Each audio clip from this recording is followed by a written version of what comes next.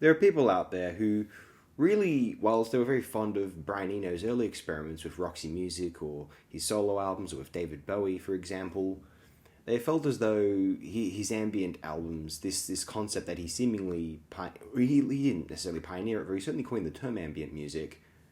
They feel as though these albums were the equivalent of refrigerator humming. They didn't get it. Well, what I'm going to do with this video is I'm going to read out aloud information from the Free Encyclopedia regarding Ambient 1 music for airports. And I'm going to try and see if we can't establish the appeal of ambient music. I might give my own 2 cents toward the end. Ambient 1 Music for Airports is a sixth studio album by the English musician Brian Eno, released in 1978 by Polydor Records. It is the first of Eno's albums released under the label of ambient music, a genre of music intended to induce calm and a space to think, while remaining as ignorable as it is interesting. While not Eno's earliest entry in the style, it is credited with coining the term.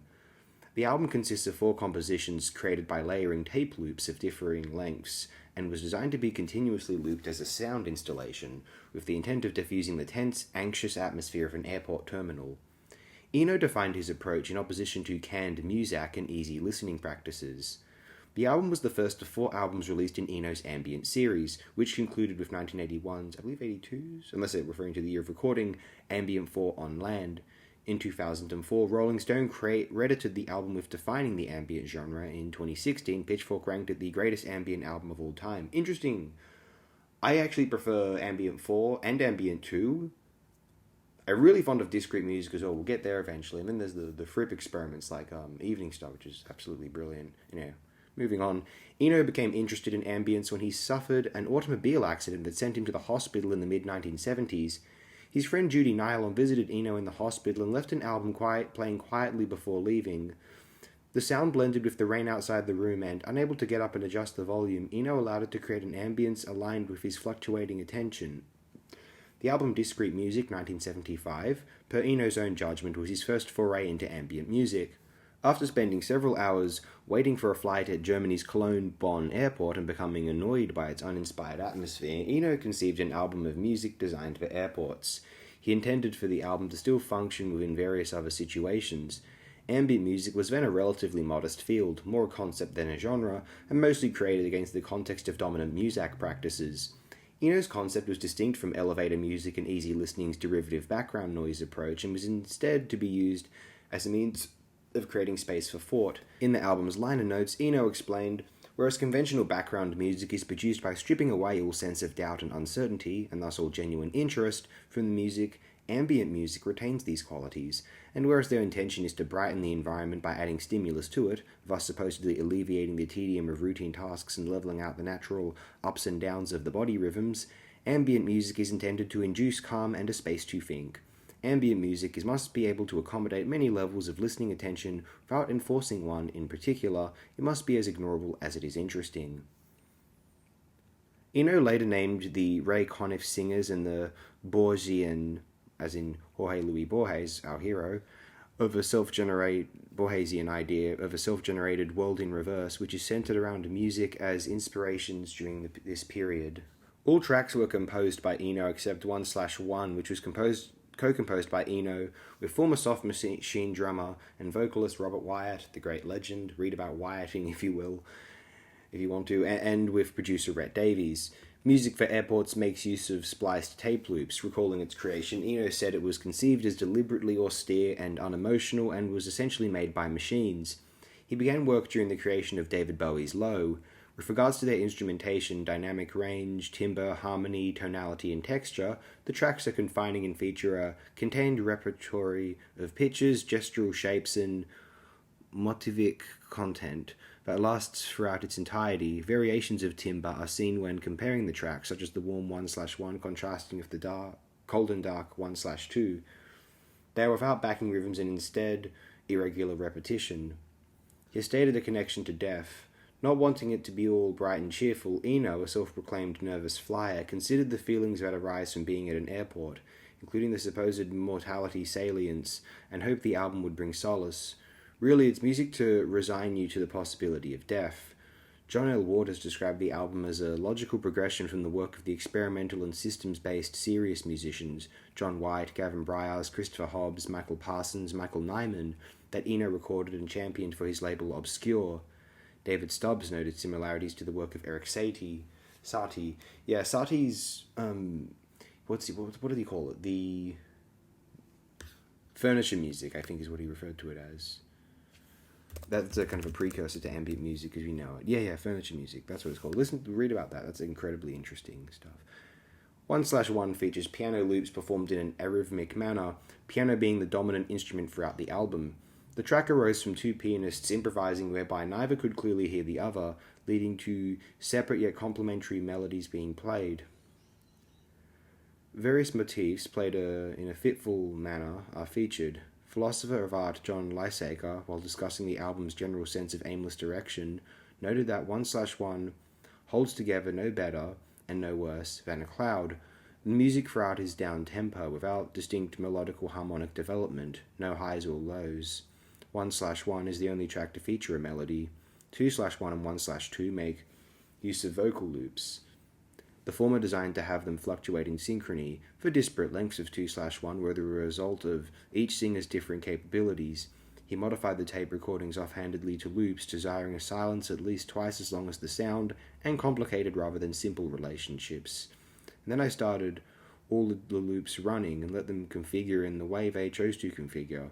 Music professor Victor Szabo described the track as ghostly, writing that the non-vibrato tape loops are uncannily lifeless. Through such compositional techniques and affective expressive codes, 2/1 intimates human absence more overtly than any other track. 2/2 was performed with an ARP 2600 synthesizer. Brian Eno described how this piece was recorded. The second piece on the second side of Music for Airports was done with an ARP 2600. It's a beautiful sound, I think, and one that I couldn't have got from any other synthesizer that I know of. The thing that makes it so luscious is that it's slowed down and it has three kinds of echo on it. The first album of ambient music to become popular, and later recognized as the first deliberately ambient recording, it was initially dismissed by critics, audiences, and some of Eno's peers alike, bewildering some of the former. It only became more favoured by the 1990s, having entered the modern musical canon. Blandness was a very common critique in the initial reviews, a possible byproduct of its unvarying and populist conception, wrote Szabo. In a 1979 review for Rolling Stone, Michael Bloom found Ambient 1 self-indulgent and lacking focus. There's a good deal of high craftsmanship here, Bloom said, but to find it, you've got to thwart the music's intent by concentrating. In another contemporary review for The Village Voice, critic Robert Kraskow wrote that these four watches of modestly ambient minimalism have real charms as general-purpose calmatives, but I must also report that they've fared unevenly against specific backgrounds. He later called it a bore. Writing for the Globe and Mail around the time of its release, Alan Neester categorized the album as alien, calling it background grunge that was best suited for dish-doing and bed-making.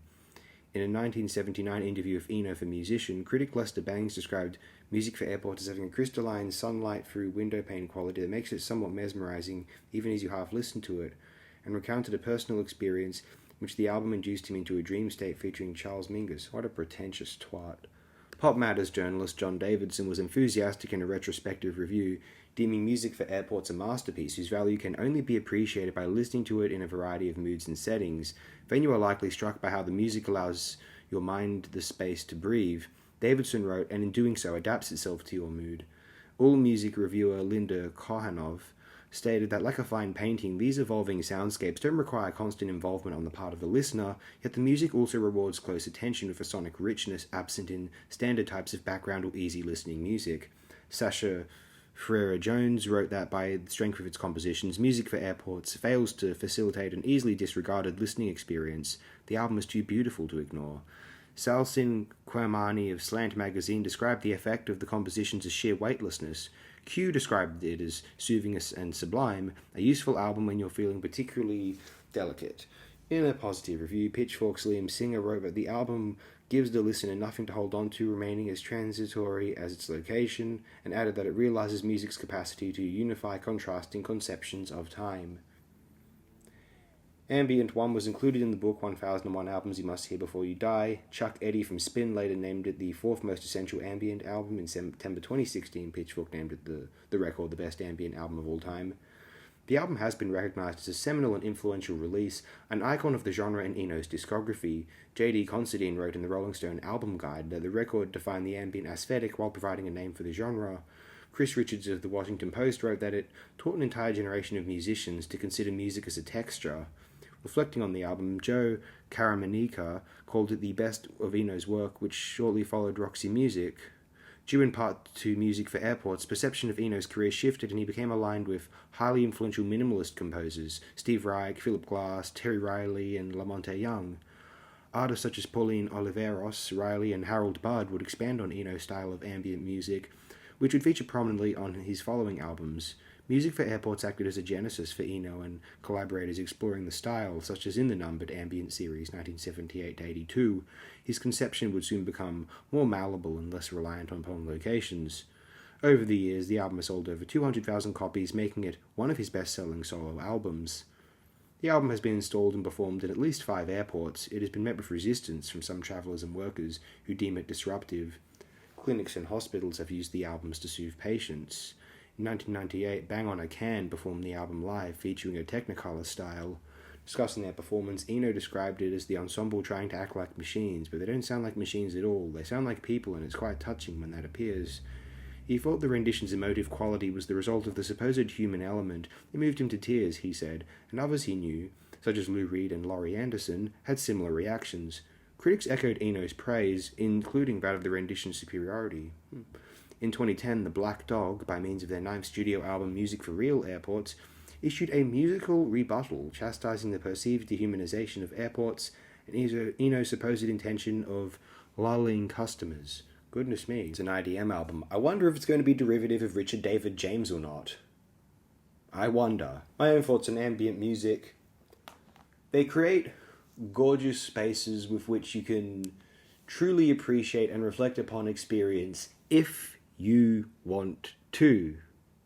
I remember there's a quote from I think it's Norm Macdonald where he's going. There's a clip that someone played for me where he's going. He's trying a meditation class, and they say to him, just relax, close your eyes, clear your mind, just breathe in and out, concentrate on everything that you're feeling, try not to think, leave your mind blank. And because thoughts will come. No fucking kidding! I don't have an enormous issue with intrusive thoughts. I suppose I haven't lived long enough yet, or done enough things that I want to regret, decide, mistakes and this and that, fortunately.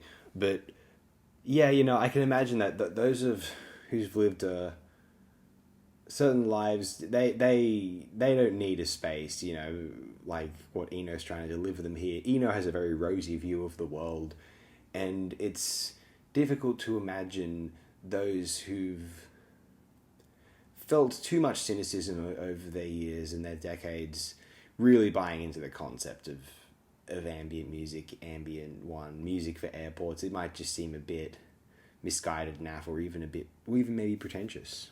I'm open to a variety of unusual experiences or idiosyncratic spaces, and so I'm very happy to set some time aside, whether it's during a menial task or perhaps I'm on some exploratory venture, and I can find many uses, functional or emotional, to listen to Ambient 1, leisure or for some sort of means of efficiency. I find Ambient 1 to be one of the more useful and potentially even, it's going to sound oxymoronic, but exciting albums in my memory bank, because I love the optimism about Ambient 1 in particular, this idea that we can make human exceptionalism, like airports, seem like a great thing, and like it's almost like no wonder the guy who designed the sounds for Windows in the 90s, and you just have this image of Eno's optimism about human coalescence being. It's such a refreshing vision compared to all the nihilism now, which human exceptionalism itself has actually caused, really. Actually, ambient music is one of the music genres which lends itself best to active listening. It's pretty easy to, you're listening to some classical music or some virtuoso pianist, and after a while it's just like, okay, that's lots of notes. And it's amazing. It can be engrossing, and especially if you're engaging in some sort of maybe comparably stimulating task, like trying to type up something or clean several items, listen to some note-dense classical piece or, prog suite, I don't know, some fusion number. Very satiating. But in the context of active listening, lying back on a couch and just focusing on every note and sound that comes out of the speaker will become a wholly enriching experience. Try in particular, Eno and his brother Roger put out an album in 2020 called Mixing Colours, which is an absolutely beautiful experience, You and some mescaline, a friend or an Esso, a couple of couches, or one couch depending on the situation. It's an experience that makes you at least feel as though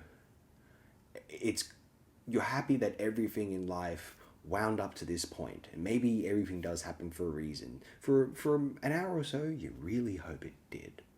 Thanks again, my friends. Appreciate it.